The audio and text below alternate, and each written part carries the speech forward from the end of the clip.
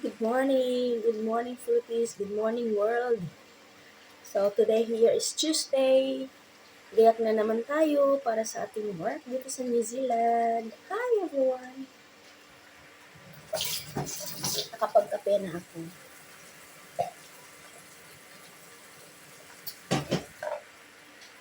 Ito yung panahon dito ngayon. Oh. Alas 7 na pero madilim pa rin. Ibig sabihin yan, malapit ng winter. Madilim pa rin. Oh. Ayan mga ilaw. 7 o'clock na. Buksan natin. Wala pang sunrise. Malapit na ang winter. So yan, ako ay boboil ng 2 egg para sa aking baon. Hindi ko feel rice kasi ang rice namin, ito, brown. Healthy siya, pero alam mo yung wala kang gana kumain kasi nga wala siyang lasa. So ayoko. So gusto ko, ito lang, egg and may feijoa and may banana and ito, di ko siya favorite pero masarap. Ito yung lagi naming binibili. Shin Ramyun Kimchi. Sobrang mahal nito sa Pinas. Pero andito na ako sa New Zealand kaya kahit asawa ko, naka-afford na nito. Tapos, isang toast bread. Ayan, isang toast bread. Isa lang.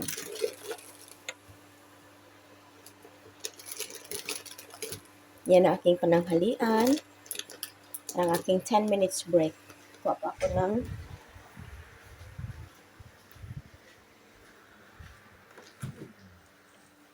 ito. Ref namin walang laman. Uy! Yan, yogurt. Kasi may 2 10 minutes break kami at may isang lunch break kami. Within 30 minutes lang yan. So, hugasan ko muna itong pinagkainan, guys.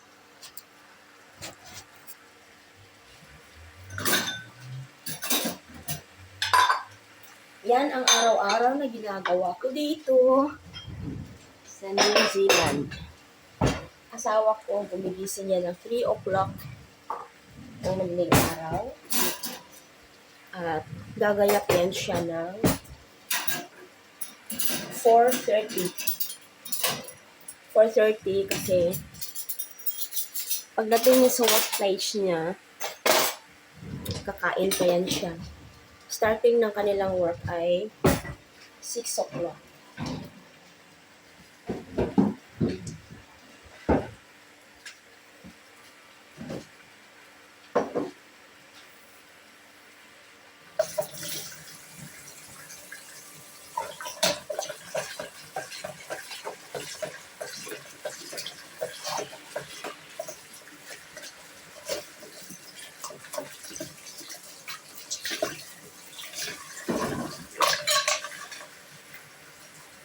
Ang masarap dito guys, yung tubig nila.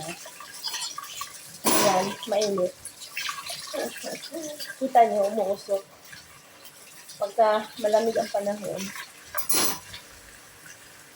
mababawasan yung lamig ng katawan mo dahil sa init ng tubig nila. Sa atin kasi, tropical lang yung klima. Kaya, wala tayong mapagpilian. Dito, may choices sila lahat. May 4 seasons sila dito eh.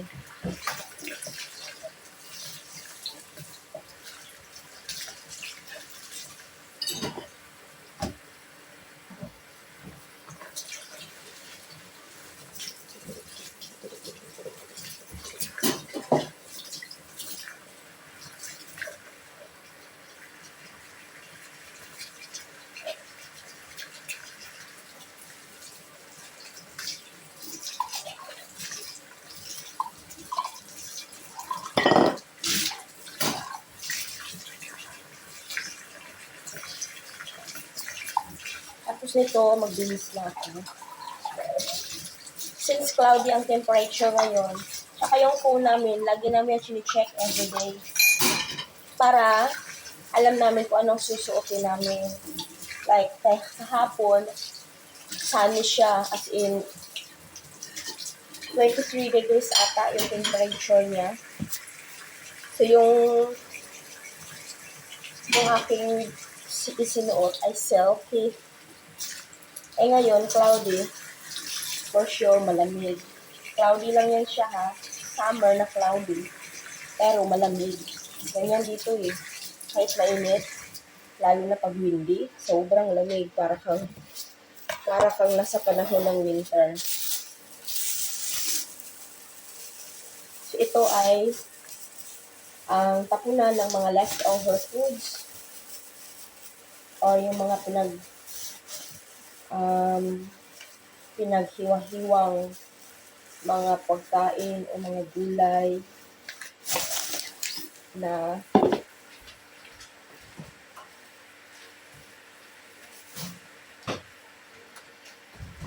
hindi pwedeng isali sa luto, dito nilalagay.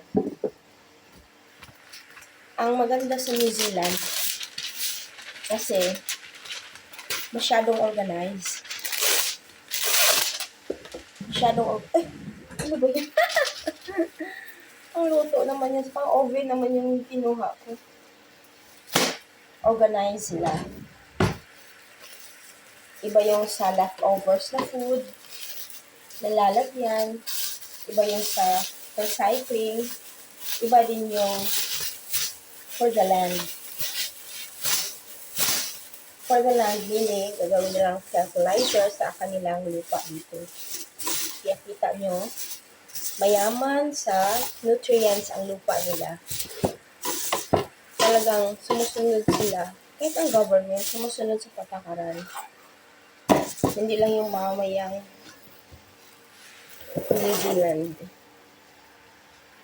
New Zealander. Nagkakaisa sila dito. May disiplina.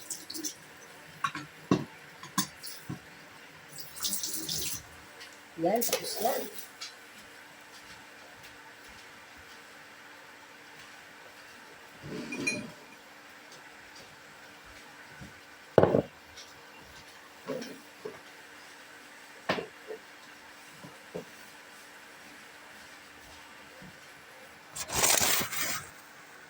Titingnan ko yung aking boiled egg ko. Luto na ba? Kasi mostly naman, 10 minutes lang yan. Luto na, di ba?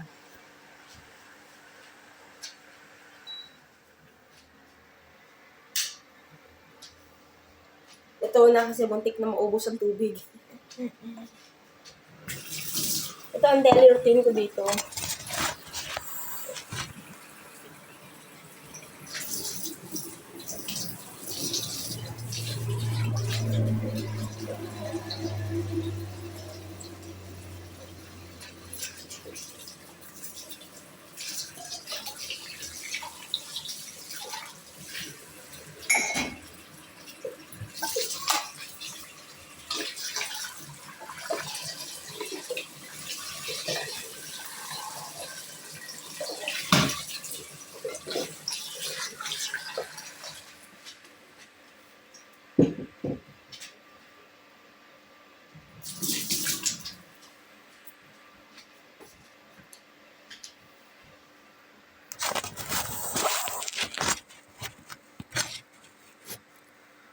Ayan.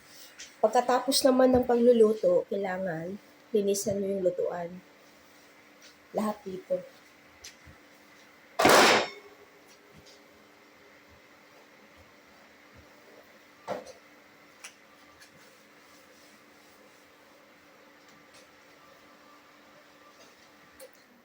Renter ka man or may-ari ng bahay, ganun ang ginagawa. After cooking, ayan, naglilinis.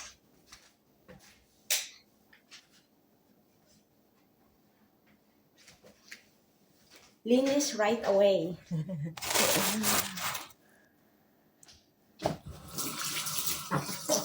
Kaya walang pollution dito. Napakalinis nila. Iyon din yung gusto natin, yung mga Pinoy, di ba? Malinis. Kaya swak na swak ang bansang ito sa atin.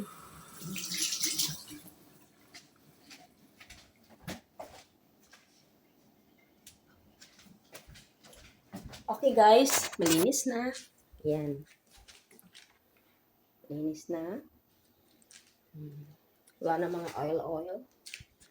Yan. Ito yung baon ko. Yan lang. Importante sa akin, may fruits ako.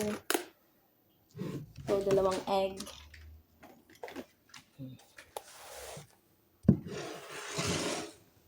So, guys, magbihis na ako. Ayan guys, nakapagbihis na tayo. Talagang nag-scarf ako.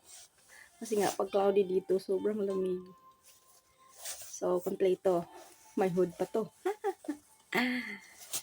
So, ayun, 30, 5, 10, 15, 20, 25. Yeah. In 30 minutes, alis na tayo. So, guys, nandito na tayo sa bus stop. Ayan.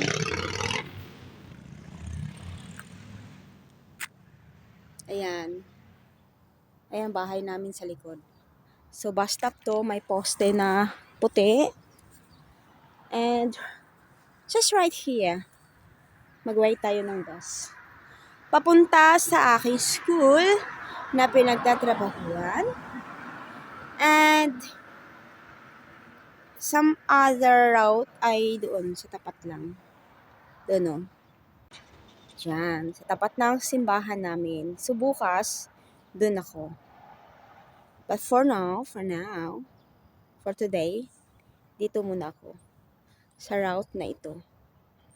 Okay guys, hintayin na lang natin ang bus. Andyan na ang bus. Ayan ang bus namin guys. Ayan ang bus namin.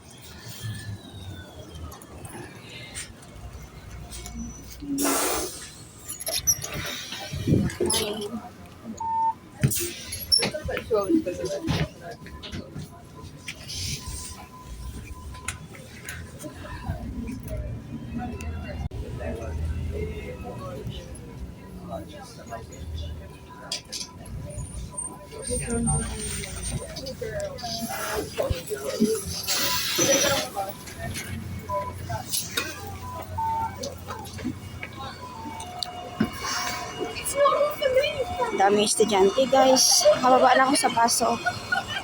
Okay na, dito na lang. As for now, bye na. Thanks for watching.